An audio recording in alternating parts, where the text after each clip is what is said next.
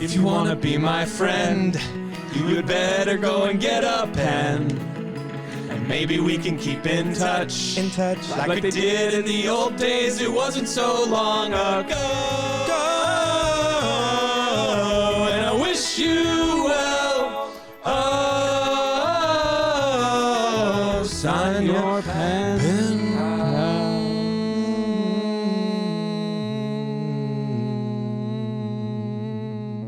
Scare the kids. You're gonna scare the kids. You keep doing that noise. Look, it's not every day you get a chance to harmonize with a professional singer. I'm not professional. I mean, I got paid one time to sing. Ladies and gentlemen, we say this every time. You're on your Spotify. So you looked. You're on your iTunes. If we could keep it a secret, we would. But there's no sitting here going, and then we're gonna bring out our guest. You've already clicked on his name to know that he's here. Or we promoted it on social media. That's right, and heavily. Yes. And very heavily. Mm-hmm. Numerous videos we haven't told him we need him to commit to promote this episode. Sign the waiver. Signing the waiver. Ladies and gentlemen, we're joined today by the very lovely, the very outstanding friend of mine since the year 2013, Skylar Astin is here today. Glad to have you here, Skylar. Welcome, Pens. Welcome, Pals. Welcome, Pens and Pals. See, you already get it. I get the lingo. And that's the show. You guys, thanks for being here. That's right. Theme song and a little opening banter. We only go until the guest gets it. Do you want to do the theme song again? Were you starting to feel something there? I was trying to. Let's do one more. If you want to be my friend, you'd better go and get a pen. Okay. Maybe we can keep in touch like they did in the old days. Okay. I have a question. Hold on. Before we do, I have a question. You guys both have tablets in front of you. You couldn't pull it up. And we're having to read it to our own song. Professional Broadway star. I am not. When someone when he goes, those are the words. Are you quickly like, I got it? I can get it. Because of that? Because you're like, that's what I did. That's how it used to be. Yeah. But like also, give me the first line. If you want to be my friend. If you want to be my friend. You better go and get a pen. Better go and get a pen. And just for our listeners, that's Daniel doing that. That's not yeah, Skylar. Yeah, Skylar, you do it. Yeah, okay. Now you do it. Okay. If you want to be my friend. Very good. Then you... That is my voice.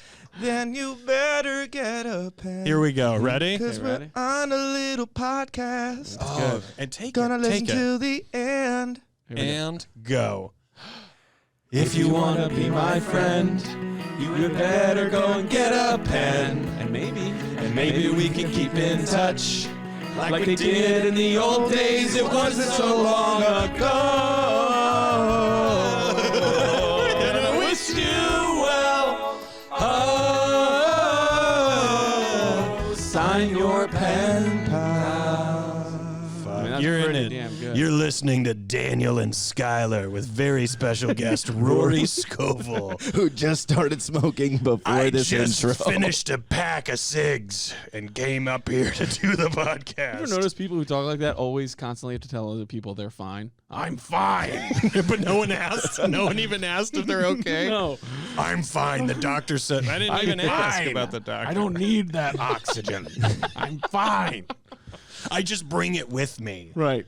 That's what happened when I worked with Nick Nolte for 2 years. He was just constantly telling people he was fine while sounding like he was eating glass every single day. I'm fine. And not just eating glass, aggressively swallowing glass. And the gargle. And a healthy gargle. I swear to God I'm okay. This oxygen's for the altitude, not for life. I wish every day he was like, on Blue Chips, what we would do. And sure. Like, no one cares about Blue Chips. What are you tides? I've actually heard every story of every movie he's ever done twice. Unprovoked, he just goes into it. Yeah. Well, but in a good way, actually. He's in a very old prospectory version of his life. So, and the stories are outrageous. It's like on Blue Chips, after filming, we went to a Chinese village and they asked us to mate with the women. And I'm like, oh my God, is that really true? And it was. Yeah. He's like, I'm fine. We had to. Yeah. We had the to. Warrior. Me and Tom Hardy beat the shit out of the director. for no reason at all. We actually liked him. He challenged us. Should we just go straight there? We got Skylar Well, I know here. it's right. Well, can I remind everybody where to send us stuff? Yeah. Okay, I will. Ready? Care of the Pen Pals Podcast. Take it, Skylar. You could send it to 5419 Hollywood Boulevard, Suite 121, Suite C, number 121, in Los Angeles, L.A., California, 90027. A great zip code, one I've frequented before. And I want to be very clear. That it insults me that Skylar has memorized the address, and I still don't know it. I told it to him when he walked in. I was like, "You'll need this later." He's like, "I got it." But you sort of sang it to him, and he's like, "I got it." As soon as it's in a tune, he's got it. That's exactly right. I got the address. Also, email us, thepenpalspod@gmail.com. Believe it or not, it really helps us out if you just rate, review, and subscribe. Sometimes we read those reviews on air, even if they're mean. Yeah. That's how we found out we're two cackling idiots. Someone goes, "I don't know how people listen to these two cackling idiots," and we're like, "We'll take it." Cackling. Yeah. Thank you. That's what now it's. I mean, basically, it should be merch. Yeah. Two cackling idiots. Do you want to go? Let's go to the letters. I let you run it solo. I missed Did that make you think of the Chicago Bulls at all? A little bit. I was also like, wow, that pre-record is amazing. Well, and I did it for a month. I was in ADR for a month to get that guttural. Are you ready? Yeah. Hi, Pen Pals. Have you ever thought about the term weird? What does it actually mean? While this may seem like a strange thing to think about, this is something my friends and I have talked at length about. We had always been called weird by others, but then we started to think about it, and we would consider the people that called us weird as well. This would imply that weird is not as straightforward as one might think, but instead, it's a relative term. This would then make the term normal relative as well, because while the people in your close circle may seem normal with everyone seeming weird, the reverse could also be true, i.e., everyone else thinking they're normal and you're weird. Society seems to want one definition of normal and weird, but based on this, how can you truly define them? What are your thoughts on this? Thanks, James. I got to say, I love it when the letters are broad. Sure. And they're just to the point. We get all kinds. I want to stress, if you're emailing us novel-length questions, it's hard to get through that letter and still have time to talk about it. Right. James was like, I got this. Right. The fuck does That's what weird I was saying. mean? Yeah. Also, in this day and age, I feel like let's get weird is like a thing, right? It's like a let's have fun. Let's do something out of the ordinary. Right. But let me ask you guys, and I will answer as well. Do you consider yourself weird? Great question. Like, are you like, yeah, I'm weird? Or are there areas in your life, like, am I a weird eater? Am I a weird sleeper? Do I have a weird aesthetic in my house? I think it's interesting because the things that I like and I'm into, I can understand that I'm obsessed with golf. I watch golf all the time. And I might tell someone that's weird. And some people goes, that's weird. I'm like, I get it, but it could not be more normal to me, just satisfying who's ever in charge of this thing. Right. I'm just like, oh, you want me to watch golf? Yeah, great. I'd love to do that. But like outside of like a pre-planned, like, hey, let's watch an old episode of Quantum Leap tonight. You could put Golf Channel on all the time. Yes. And be interested in whatever's on there. You could also come in and out of the room, but that's like a fish aquarium to you. Yeah. Right? Yeah. So somebody could also go, oh, that's weird that you always could watch golf all the time. Yeah. But I think a great question is wondering if you are weird, because I think sometimes there's those things that you have that are very vulnerable secrets that you think, like things that you do that you think are strange and weird that you don't want someone to know about, and you're like, well, because I'm weird. But it's not. It's actually probably more relatable than most things. Right. Like, you know what I mean? Don't you think your attachments to other people? Speak to this. Mm-hmm. Do you think, though, also when we're kids, the idea of being passionate about something gets super easily exchanged for weird? Yeah, because a lot of people don't really have like a specific direction. I mean, right. it tends to come a little bit later, or else you're told like you go to college and then you major and then you figure it out. Whereas like if you're 8 years old and you're super into theater and you know that's what you want to do, some kids that aren't into that are like, that's weird. So I always find weird has like a negative connotation, and even when you're being self-deprecating about yourself, like in your case, you're being like, this is weird and I do this, and then other people will be like, no, actually I do that too, which is fairly relatable. So I always feel like the people calling it weird, whether it's yourself or other people, are actually wrong, which makes it that thing that they're saying about what is normal and what is actually like the spectrum there between normal and weird. Yeah. So it's actually like kind of opposite. Did you start at 8? Was 8 when you started getting into theater? I started liking theater a lot when I was Really? Yeah. Do you remember the first thing? Jekyll and Hyde. Really? Jekyll and Hyde. I just turned into both of you guys. Well, that's the first one that I saw where I was like, I appreciated and understood what acting was, because I saw Joseph in The Amazing Technicolor Dreamcoat, and that was very colorful and exciting. Yes. And then when I saw Jekyll and Hyde, there's this moment, the confrontation, where he's going back and forth from Jekyll to Hyde, back to Jekyll, and it was a great Hanukkah gift, so I had great seats, and I was really like super close to this guy transforming in front of my very eyes, and I was just blown away that one person was doing that. Of what that was. I understood at 8 or 9 that was like happening. Yeah. And I didn't know that I necessarily wanted to do it, because I didn't start doing theater till I was like 13 or 14. But at that point, I knew I loved going to theater and seeing performances. Yeah. And when, like, early on getting on stage, were you like, oh, I'm capable of this? You know, like that, not the stage fright kind of thing, but like, because with stand-up, there's this world of like, oh, I want to do stand-up, and there's nothing you can do but walk squarely into the moving train that's coming at you. And you just have to go, either I'm still standing or I'm not. Right. And you just have to do it. But almost every stand-up comic I know didn't necessarily have a problem with it, because they were already in a zone of like, we call it attention craving, and I think that's a negative name for just having the confidence to fail openly and go, you know what I mean? Yeah. But being like, I don't mind if people watch this. I would like it because I think I have something to offer. Did you, like, when you started, were you like, oh, I can do this. I'm not worried about it. I was very like fearful, you know, because it was very foreign to me, but I also knew that there was like a purpose and a reason why I was doing it. So I kept like kind of blindly putting one foot in front of the other until I actually got to the performance, because it was all like, what's it going to be like when there's actually people here? And that's when I really understood the relationship, and that's when I totally got bitten by the bug and my life did a total 180. Because my first director actually did this interesting thing. I opened the play with a monologue, and he had this concept. And he told you not to. Yeah. I wanted to do the curtain speech, and I was like, ladies and gentlemen, welcome. He's like, someone else Skylar, that's not for you. That's not for you. Yeah. Get into your costume. I'm begging you. Close those flip phones. You should already have popcorn. And if you want to unwrap any candies, do it now. Cacophony of butterscotch candies opening up. So it was actually a moment where he wanted me probably to get out of my head. Now I realize in hindsight, but I was dressed as the janitor of the theater, and the set wasn't really up yet. It was just a ghost light. And I walk in, I'm supposed to be like brooming out the theater, and then I notice, oh my gosh, there's a full theater.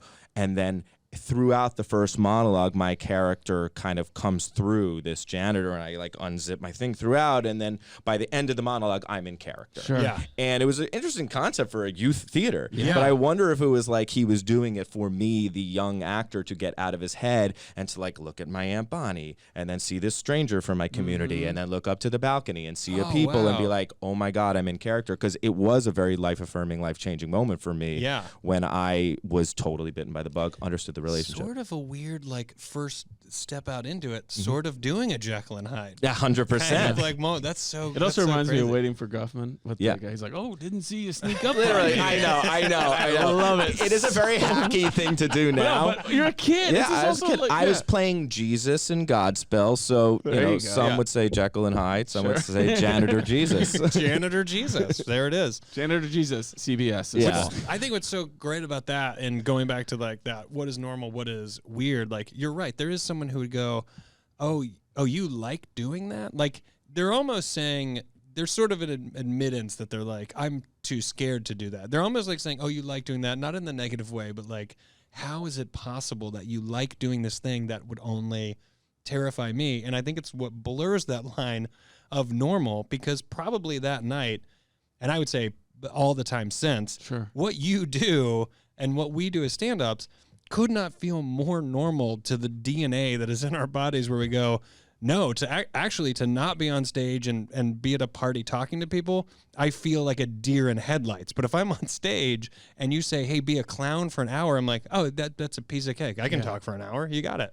And I literally, as you were saying that, was thinking to myself, like, am what I thinking that I do, is that weird? Because for me, weirdness is about context, right? Yeah. So guy in a suit on a subway train, not weird at all. Guy in a full suit walking into the ocean, very weird.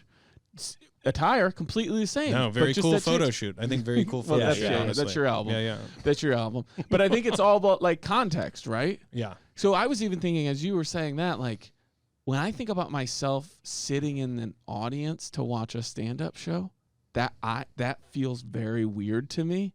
But then I'm like, am I weird for feeling uncomfortable sitting in the audience? Most comics, if they go see stand-up, they're going to stand in the farthest back corner. Yeah. Even though there could be plenty of seats. Yeah. Because they're like, well, I'm a stand-up. No pun intended, but they're like, I would feel weird if I was in the audience. Yeah, right? yeah. And so it's just about like context of where you are. You guys remember a movie called Angus? Yeah. Yeah, Angus Bethune. Remember the end when he talks about what is normal and he's like yelling at everybody on the football field? He's like, what even is normal? And he's talking about like all these expectations of people and stuff like that. Weirdness only comes about when you step outside of whatever the context for the expected situation. And sometimes that context can be bad. We need someone to be weird here. But sometimes it's just your way of being different, which even in high school, like sometimes the theater kids are thought of as weird or like the athlete who won't like carries a basketball with him everywhere he goes. But like that kid's weird, but he's doing what is even a more high school terms, broad strokes, like accepted behavior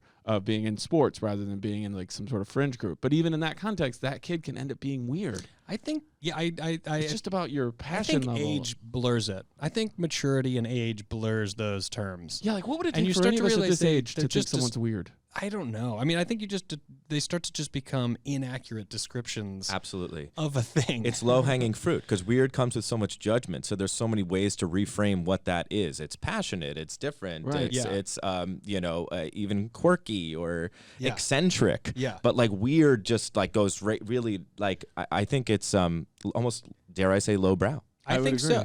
Because for me, like when guys would do like Dungeons and Dragons, Sure, considered weird kids in high school. What comes into your, Phenomenal. at least for me, it came into my like understanding of what that was in this negative way, because in television shows or movies, it would always be this thing where it's like they're virgins and they don't like they're weird. They're like weird kids who like doing this game because they're beta and they're weak. Like that's what you're taught as like a thing. Right. Don't be weird. I remember thinking about it and like being like, yeah, that is weird. And now that I've like gotten older, you come to those terms where you go, oh, it's not weird. That's what they were into. I liked playing sports. Yeah. So when I thought it was weird, I thought it was weird just because I didn't want to do it. Whereas now you get older and you go, yeah, let people just do what they're gonna do. It's not weird. Who gives a shit? Right. Are you happy doing it? Then great. Like that's what you should mature into. I think sometimes there's a laziness of like, let's say someone is constantly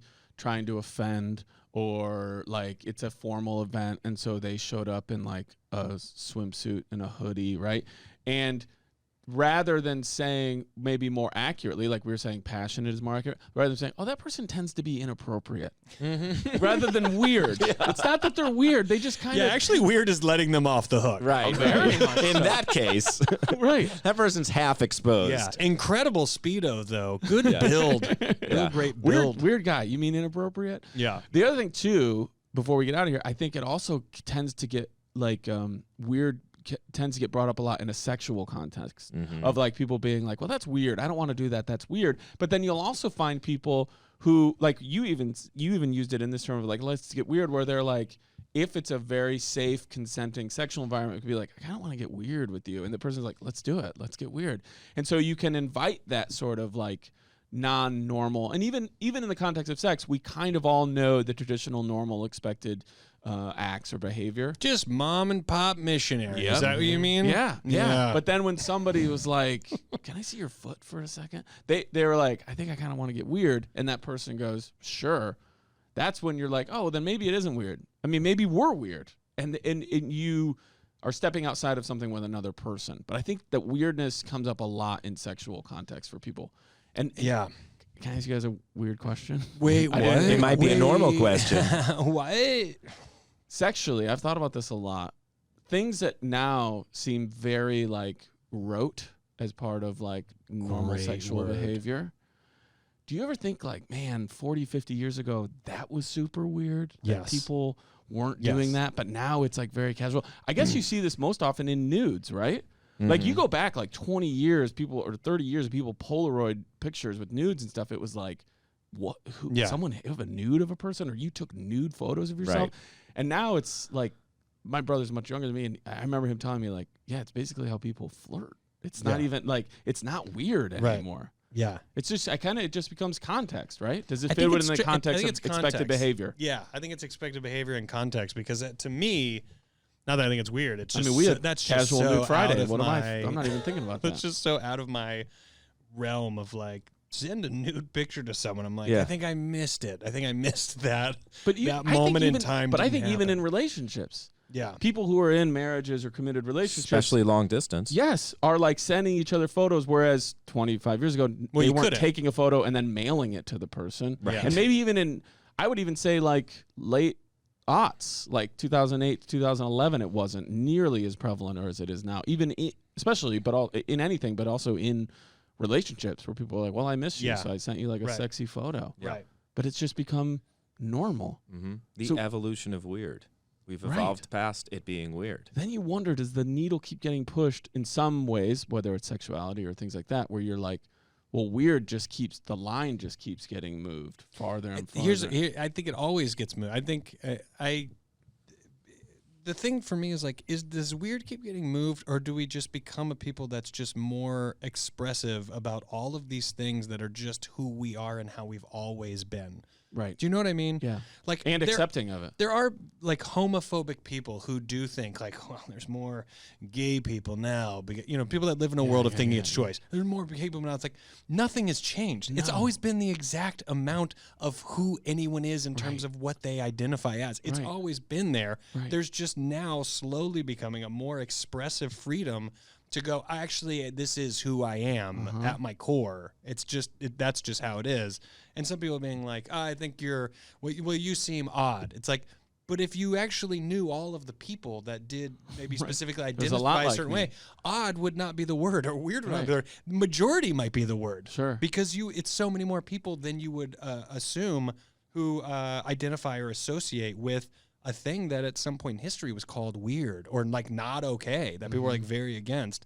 I think it does blur, and I think it, in many ways, it's a sign of some sense of progress for people to go, yeah, people just are what they are. The only thing you have to, does it hurt anybody or them? Right. And you just leave it at that. You're like, no, it doesn't hurt anybody or them. You go, great, well then that's just people being people. Yeah. What were you Right. gonna say? It was never weird in the first place. So Exactly. it's like, yeah, it's less weird to think that way. Well, maybe it never was weird. That's just what you were labeling it Yeah. as. Yeah, Oh, Because to have some description of what you're not. weird is Yeah. other. Yeah. So that's why even going back to the email, like, is normal weird? Is we consider ourselves normal, but maybe other people consider ourselves weird. Yes, because Yeah. you're the other in that instance. Right. It's Right. always so funny when someone said, "Oh, I'm the weirdest person. I watch so much Netflix," and you're like, What? right. Also, think about it "Like like that's not even." in terms of pop culture, right? If you go back 20 years, how many kids were like could be considered fringe by the like comic book superhero stuff shirts that they wear, and Right. now it's like, do you think any kid wearing a superhero shirt at any level of school is considered weird? Yeah. No, it's become so mainstream Why- that it's like, well, I Right. guess it's not weird anymore to love Iron Man. I have a who joke- wasn't even like a top tier character when that movie came out. I have a joke in my act where I go, We get angry "Have letters you about that. listened to old Marilyn Manson recently?" Just to listen to it, and some people are like, "Oh yeah, sure," and you go, "So do you remember at the time people would say this is Satan?" Does that not sound so ridiculous Right. now? You look back. said and it about somebody Elvis. Hey, the fact that Elvis shook his hips, that's the devil. Looking back, does that make any sense to you at all? Right. Like, doesn't that seem insane? Right. Like that the devil's that And also, cool? if that grandparent or parent is still alive, and used to call Elvis the devil with his hips, do they seem to care anymore? Right. No, I or bet you hated the Beatles for being like I bet they famous. listen to it. They listen to Elvis. Like, I wish people are making like they do with Elvis. Like, you said Elvis was hell. Well, hell, the line for hell's been moved. It moved. It moved. Time heals all. It Time was heals Metallica weird. for a minute. I don't want to skip that. Wait, what did What? you say? Time heals weird. Time heals heals all. weird. Time heals weird. There you go. Hashtag time Put heals that on your weird. shirt. Oh, Make I that love the it. new slogan. Two cackling idiots. Time heals weird. That's great. James, thanks so much for sending this letter in. What is weird? I think it is just the other, and sometimes you're the other and you're the weird. It's And you're the normal. Right. You're probably always the normal. Also, I love what you said, and too, always the Skylar. weird. It's also kind of low-hanging fruit. It's just kind of like, do you mean passionate? You mean inappropriate? Maybe not weird. Yeah, depend on context. It's all context. But that guy's hat, usually weird. Yeah. If you're ever in a place, you're like, look at this guy's hat. It's a weird hat. That's great. That's the only one that's acceptable. Thing. Right. What is weird? Well, hats can be. Hats can be pretty goofy. Hats and occasionly scarves. The right kind of scarf could be very an unnecessary weird. Scarf. That's right. Back in the day, maybe a brooch. Don't let Rosemary Van Kirk hear you say that. All right. Thanks so much, James. We wish you well. Sincerely, your pen pals, Daniel Van Kirk, Rory Scovel, and Skylar Astin.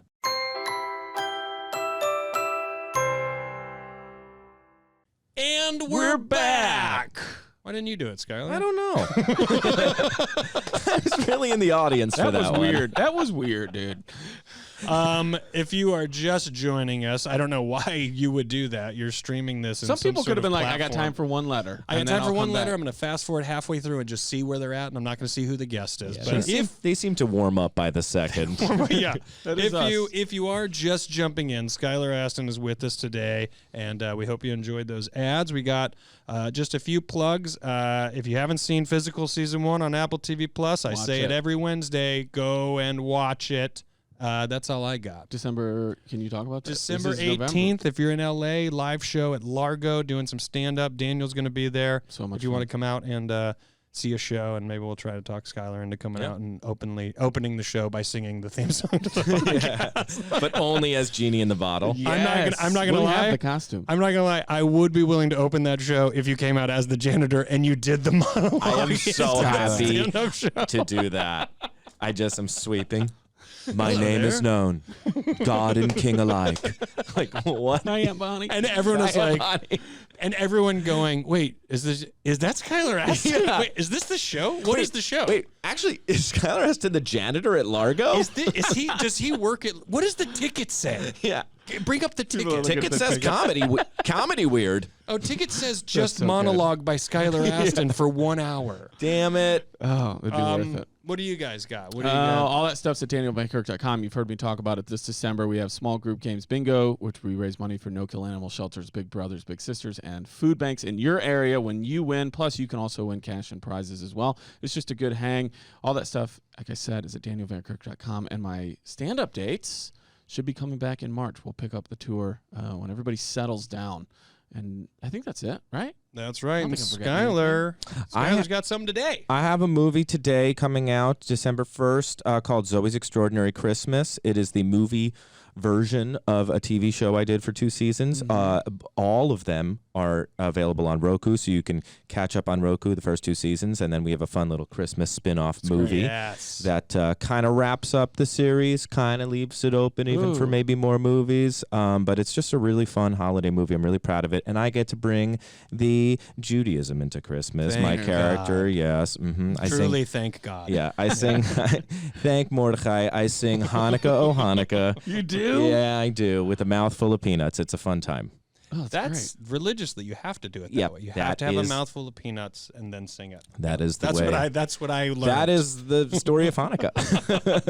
The Maccabees and a mouthful of peanuts. That's the Maccabees, yes, and that's the oil, and that's how they kept it lit. Which is an amazing story that I only recently learned. Is it an amazing story of Hanukkah? Or is it boring? It is. If someone goes without a doubt, that is exactly what happened. I go, that is pretty crazy. It's miraculous. Yeah, one would say. Yes. Well, I guess it's all on miracles, but that's amazing. Check that out.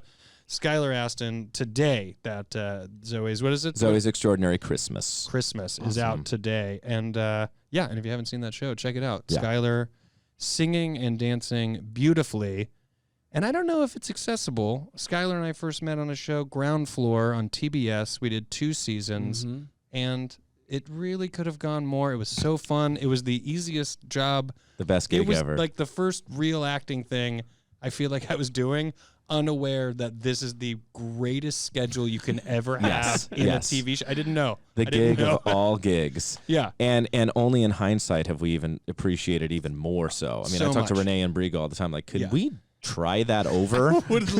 No joke, trying it over. I feel like it could be people like, we know the show now. Yeah, we see it now 10 years we get later. it. Ground floor Christmas special? Ground floor Christmas. Ground Christmas. And you do the same song, Peanuts in your mouth. Yeah. It's like, this seems forced. I've seen him do this. You've seen him do this before. But they should throw that up on HBO Max or something because it was Warner Brothers. I don't know. Ted Lasso creator Bill Lawrence, Scrubs creator Bill Lawrence, same guy.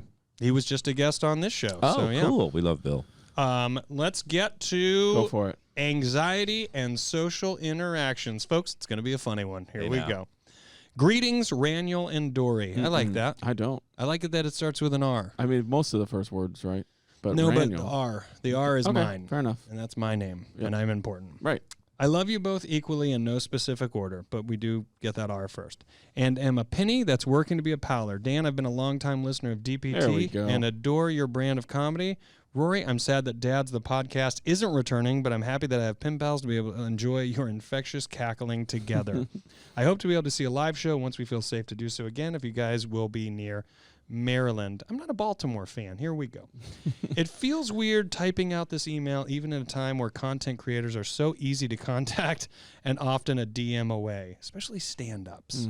I've dealt with anxiety for a good portion of my life, and it has often left me feeling like an introvert because I'm afraid of speaking first or being loud and noticed. It took me so long to seek therapy for what eventually turned into depression as an adult because I would want to meet new people or make adult friends, but would get physically ill from my stomach twisting in knots from the anxiety of speaking up. I am happy to say that I have a wonderful support system in my family, husband of 11 years, 6 years married, 2 wonderful kids, and a very small handful of close friends, and a kind, open-minded therapist of 2 years. After digging into therapy and admitting that I needed some help from regular medication, I can now interact with new people without feeling physically ill. I still have a lot of leftover introverted tendencies that are making a barrier to me being able to open up to people more. Example, my oldest daughter is now in school for the first time, and I want to be able to interact with the parents of her friends without automatically outcasting myself or feeling weird at the bus stop. I'm finally getting to my question here. This is a lengthy one. They really go at it. I like that. I'm finally getting to my question here. Do you fellows have any advice for someone trying to step out of their introverted shell to do things like make new adult friends or be able to talk to other parents or coworkers? I guess I'm basically asking, how do I F2F, that's face-to-face? I still have a bit of a quiet personality, but I love to be where the fun and laughter is. COVID has been hard on us, and I'm still nervous to invite just anyone into our house or go out to a bar. And as a working parent, I don't often have the money or time. Of course, I would appreciate just hearing you wonderful people read my letter on the podcast, let alone actually answer my letter. I love how thoughtful and kind you both are, and I wish you well. All the best, your pen pal, Amanda. P.S. I usually only type out emails for work, so it took so much time. It took so much in me not to make this sound neutral and professional. My preferred way to talk to people is by being goofy and making bad dad jokes. Well, you have messaged the right people. You are communicating with your crew. For now. sure. Thank you, Amanda. I love this. This is great. I would also say she answered her own question. I think there was that. Be It did goofy, feel make very- bad dad jokes. You'll make friends, and you don't want people that don't like that stuff. You know, this is what I often think. I often think about when people are trying to meet someone. I'm always, and I know this maybe sounds so stupid, or maybe it's, I don't know, maybe it's logical. Sure. But if someone's like, I'm trying to meet someone, I want to date or I want to meet whoever, and it's like, well, what are you into? Like, I love bowling. And it's like, well, who bowl? They go to a bowling alley. Like, Right. I know that maybe, is that dumb? No. Like, I like doing improv, and I like hanging out with an improv group and drinking beer after Worked an out improv well for show. you. I married that person who also was like, I like doing those things. I'm like, oh, great. Well, then we probably have a lot in common doing this thing that we both really, really like. I feel like there's that in any social interaction, not just someone you're trying to like meet to be with, but just go, well, where is my crew? I can personally tell you, I've been in green rooms full of bad dad jokes, and they're intentional, and they're fun, and they're awesome. Because of my job, I'm already lumped in with many similar, like, vibe people. Sure. You know what I mean? Yes. And I feel like that's, if it was like, how do I break this? I think it's kind of finding your crew. And I think you find your crew, and I'm not saying this is easy, but saying those bad dad jokes and being goofy and knowing that some people, not to reference the first letter, might find it weird. But the people who find it normal, you're going to go, oh, that's my crew. Because you know you understand why I'm this way. Do you think, like specifically in this one, do you think it's harder though the more into adulthood that you are to make new friends? Well, also when you're talking about like the bus stop and things like that, because those are kind of forced interactions, the mingling and the small talk with other parents who totally might not be in the same line of work, have the same sense of humor, have the same weird things about them. So that is actually not a struggle, but that can be difficult, I imagine, because I'd say in general, like you're saying, being yourself and finding your people works. But then how do you then get out of your comfort zone without feeling like you're trying to adapt to someone else's personality? Yeah, because then you'll feel forced. It's environmental, I guess. That's a good point. Like if you're at the bus stop and you're trying to do it, well, now you're not at the bowling alley where you go, this is my space. You're at a bus stop where you're having to do the small talk stuff where you're, even for me who's an outgoing person, the small talk stuff, you just say something and then you're like, why did I even say that? Right. And then how do I get Because it's often never you. Right. Like when I start talking about the weather, I'm like, I don't even care. What am I saying? I'm just filling space. Don't you wish you could sound like, hey, who gives a fuck about the weather, right? Some people do that, and I'm always so like blown away. I'm blown away. Yeah. They're like, we don't have to small talk. And you're like, you're right. But then my thing is like, I hate this. Yeah. Me too. But then I don't like that. I don't like when it becomes a negative party. Right. So because that's always easy to be like, oh, this restaurant sucks, huh? Right. And like, but then my thing is if somebody's like, hey, let's not talk about the weather. Then my response is, what do you want to talk about? Because then tell me, like, do you have a good relationship with your parents? I want to talk about my timeshare. I would love it. I would love to know how you got it. I would love to know where you were at. Did they trick you? Was it one of those things where you were like, well, we get to stay here for free. We just have to sit through I would run with a timeshare conversation for an hour. Yes. So, Amanda, really you want to tap into your timeshares? Here's where you want to really press the gas. Now, Orlando's good because you could trade other families that want to go to Disney World. That's right. That's right. Yeah. And you'll get that Aruba trip, Amanda. Let's not discount Adventure Island. Guy has no idea how this works. Hi, I have a timeshare and I was just listening. That's not how it works, and that's not a good market. How would you make friends in your neighborhood at the bus stop? Do a lot of people use their kids and a play day as an excuse to meet those parents and then make new friends? That's probably a good play, right? Here's the one thing. Yes. For us with a kid, we've met so many parents because of the kid. Right. And then you go, oh, I hope I hit it off with these parents. If the kids really hit it off, you're like, God, I hope their parents are chill. I hope they think we're chill. Right. Yeah. Because there could be a lot of time together because the kids are like hanging out. I got to say the bus stop is an uncomfortable space, but I do understand if you have an oldest kid who's just now getting into school for the first time, you definitely want to have a line of communication with the other parents because you want constant feedback about how they feel things are going at school. For instance, like, you now have basically put your child in the care of someone who's going to educate them, and it's one of the most important things that could possibly happen in their life. You do want to hear from the other parents, like, are you guys happy? We're all happy? Anything crazy? Like, do we think anything is out of the ordinary for what we want the kids to be doing? You want to have a line of communication. I think the best way to do it, and it's really not the small talk, and strangely, that context, it's not necessarily being goofy or bad dad jokes. It's almost like wanting to establish a line of communication. I think, ironically, it comes with a lot of listening. I think there's a lot of people, myself included, who don't do a ton of listening, but when I do remember, like, just shut up and fucking listen to what this person's saying, I then realize, I'm learning a lot, and I'm not sure in my head going, when do I talk again? What should I say? Yeah. Because I don't want to say that. The social anxiety part goes away. Because you go, I just have to listen. And whatever they're going to say, that's going to dictate what I'm going to say anyways. So I don't have the pressure of going, I got to keep this beach ball in the air. It's like, no, it's filled with helium. You're good. Yeah, take a back seat. Yeah. At the bus stop. Do you think also you could do, because when you were saying that, I think that's Skylar's next album. It's take a back seat at the bus stop. Backseat at the bus stop. I think only on Deezer. I think that, like, is it odd to suggest that if you're worried about what you would say to someone, and it's like coming off of what you just said, Rory, is maybe just try to get good at asking interesting questions?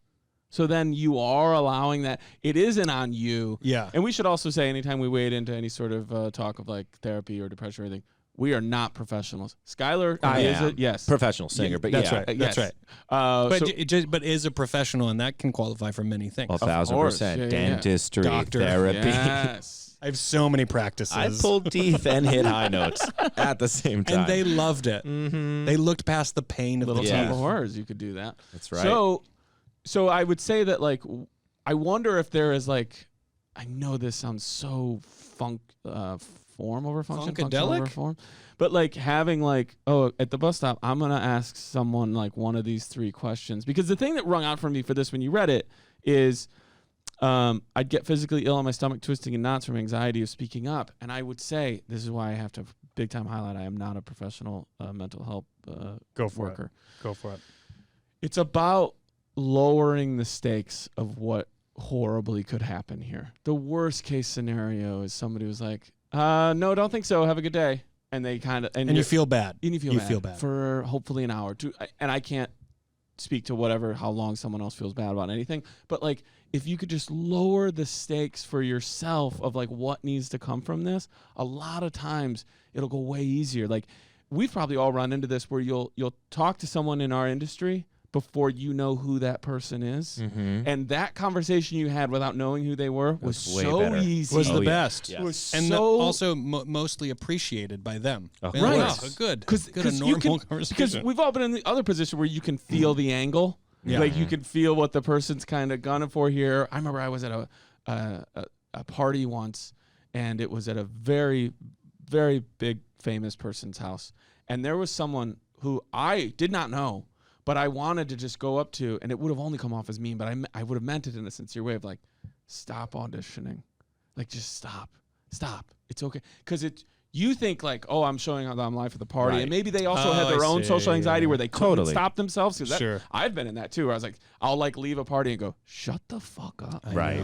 I do it after every podcast. I go, why do I talk at all? Your mic's off a I'm lot. not a therapist. Let Daniel talk. But I just wanted to go, buddy, just stop. Right. He's not going to put you in the next movie. Or maybe he will, but it won't be because of this. Totally. And then when you do see them in the next movie, you're like, is that really how it fucking That's works? the I'm worst. not lively enough at the party. That's the worst. You're like, I should have joined in. It's funny that like in this line of work, people from like in my family or back home that'll sometimes like talk about like meeting a famous person or seeing a famous person. They're like, well, what does that feel like? Meeting or seeing a famous person? I was like, at a certain point, it was crazy. Right. Because you start living in a world where the people you've only seen on the silver screen are now in front of you, and they now register as real. Yeah. And you can hear each other, you're talking. Yeah. And it does make things sort of strange at the beginning.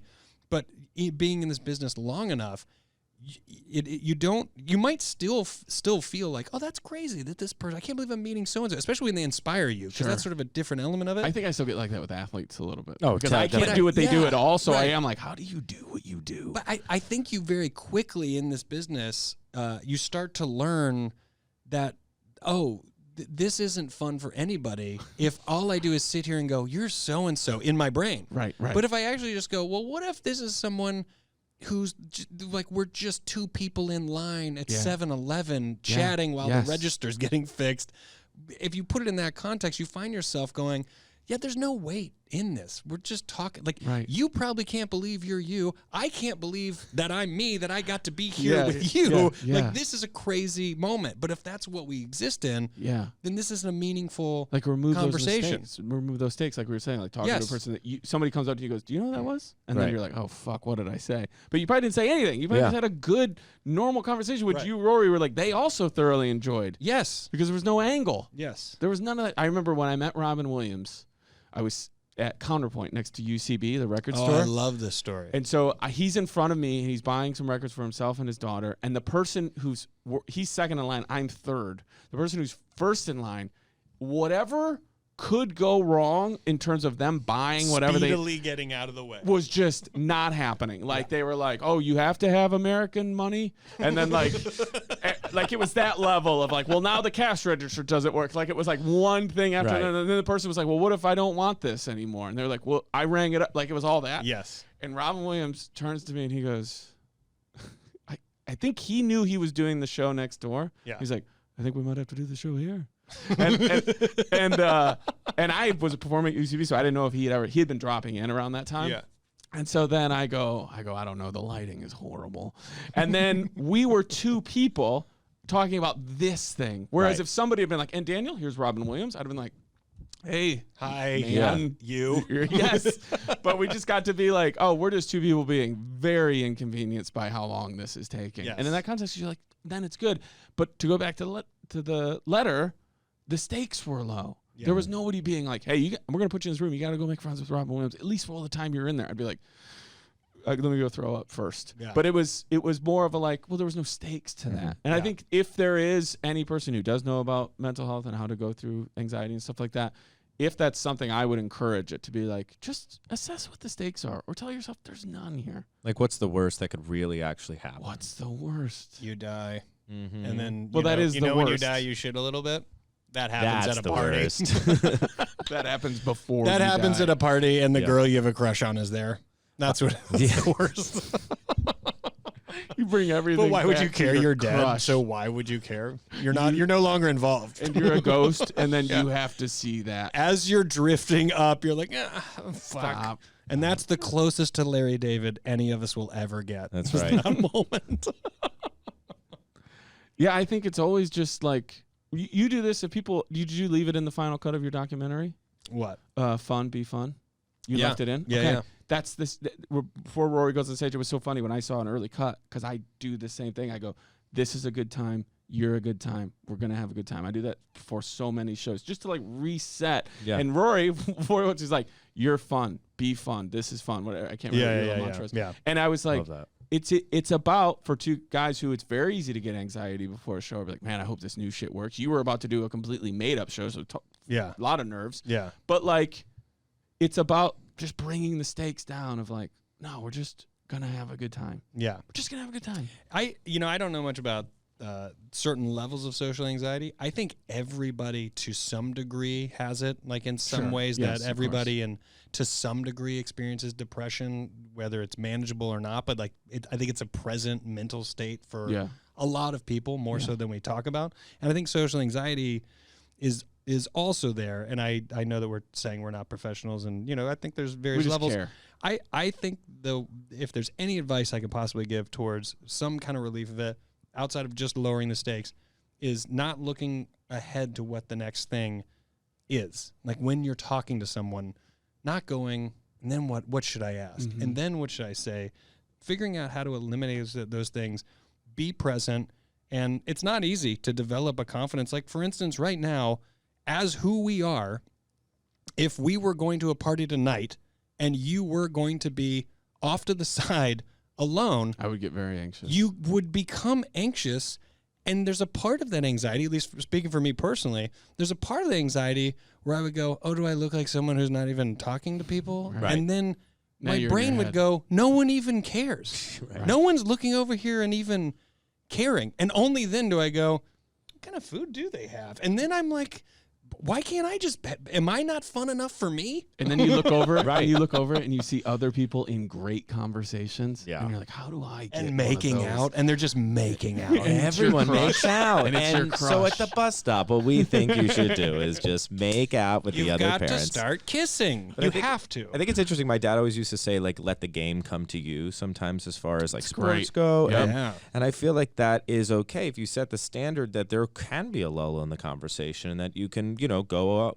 I mean, everyone, the safety blanket these days is looking on your phone and scrolling through something. Yeah. But even if it's like, doing something with your kid or something, and then you return back to the conversation so that you don't have to feel like it's a constant fastball. Yeah. You don't have to be just chucking them in every single time, so that when there is that unnatural pause, it's like, oh my God, now what do we do? Yeah. So again, I think that's closer probably to like lowering the stakes, but also just like, being comfortable in being on the receiving end of it too. Game 5, the Braves lost. That slide, Altuve into second to make it 9-5. He was out, right?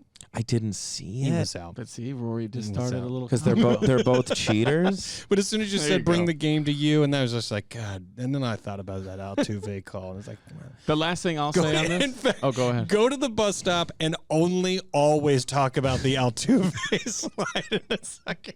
Houston, huh? Remember they cheated real bad? Houston. So why not assume they're still doing that? And even if they're not, it looks like they didn't need to. Why do it? Yeah. The last thing I'll say, and you gave me this with what you just said, Skylar, is it's gonna feel so awkward. I do it a lot, but it's a muscle you have to use.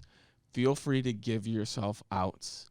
No one, it will feel awkward, but no one will ever have a problem with you going like, I'm going to step out really quick, but it was great talking to you. Or like, I have to step out really quick, but I hope we get to talk more. It's always a great move. I admire that when people do it. I'm like, good for them. Because some people will make a mistake and be like, I'm going to get a drink. You want one? And then that person goes, yeah. And now you're like, I gotta fucking come back here with this drink. Right. And now I'm a bartender. Or they go, I'm gonna use the restroom, and they don't want to use the restroom, and they're like, I have to go walk into the restroom for a while. So for me, I just like, I'm gonna step out really quick, but I hope we get to talk more. Yeah. Every person's like, me too, even if they don't mean it. Yeah. Totally. Yeah. Just and it is a muscle, but the more you use it, again, you'll realize there's no stakes in that. Yeah. But even me hypothetically saying to you is, I can feel my spine ting a little bit at like, hey, it was great talking to you, but I'm gonna step out really quick. It feels so fucking weird to say. I love it. I'm gonna step out really quick. I'm gonna get out of here. So nervous. You're crying. Oh, I saw my crush. But I guess there's solace in knowing that like most people are similar. Like most people want a way to bail after a certain amount of time. Oh, I think so. Yes. I think everyone feels the nature of a conversation. Like when it's happening, when it's not. I listened to Smartless a bit, and Sean Hayes was telling a story about being at a party with Steven Spielberg, and he was like, and we were hitting it up. We were talking about so many things. He goes, great conversation, having drinks. It was awesome. He goes, I got to leave. We do a big goodbye, long goodbye. I get down. I go to get the valet for the car. It's taking so long. I hate a double goodbye. Steven Spielberg comes tough. down to get his car, and as soon as he sees him, Sean goes, I so don't know what to say that I just go, how are you?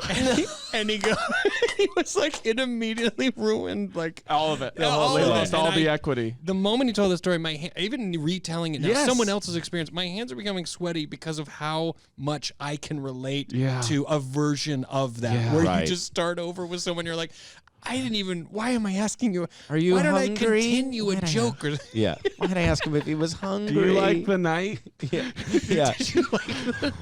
Waiting, eh? Why am I a Canadian now? I hate the double goodbye. There are a few things worse than the double. The other one I like was like, it was so good to see you. Like outside of somebody's house, you've got this. Yeah, you too. You do your big hugs. We should totally. No, we will. And then you realize you're walking the same direction to your car. You're like, so I always go before the rest. Be like, well, which way are you guys going? You going our way? As everybody who might low-key be learning on me, I try to take control of situations. But I'll be like, which way are you guys going? They're like, oh, we're up this way. Oh, us too. We'll say goodbye when we're up there. Because I'm pre-thinking about the like, if we say goodbye and we are walking the same way, then you're kind of walking for a while with nobody talking because you already did it. Yeah. Now, Amanda, if you're listening to this being like, well, then they just gave such great advice and now they're talking about terrifying situations, maybe there's solace in knowing that even people that seem comfortable in their own skin all have that same relatable feeling.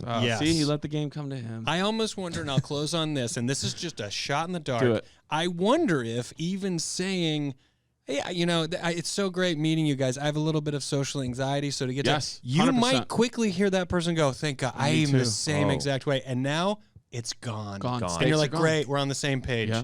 I love that. I just throwing that out there. Feel free to be vulnerable. Yes, absolutely. Yeah, I got to say, Amanda, this is a great letter. We hope that we were help in some way, but maybe you got to crack up at some of our ridiculous ideas, or maybe they're helpful. Who knows? But either way, we wish you well. Sincerely, your pen pals, Rory Scovel, Daniel Van Kirk, and Skylar Astin.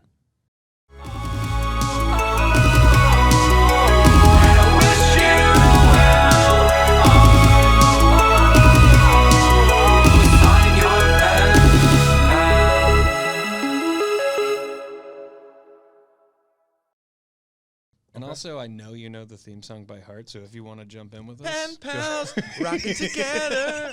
Pen pals, writing my friends from home. Pen pals, always forever. It's already a Chippendales cartoon. Yeah. Chippendales.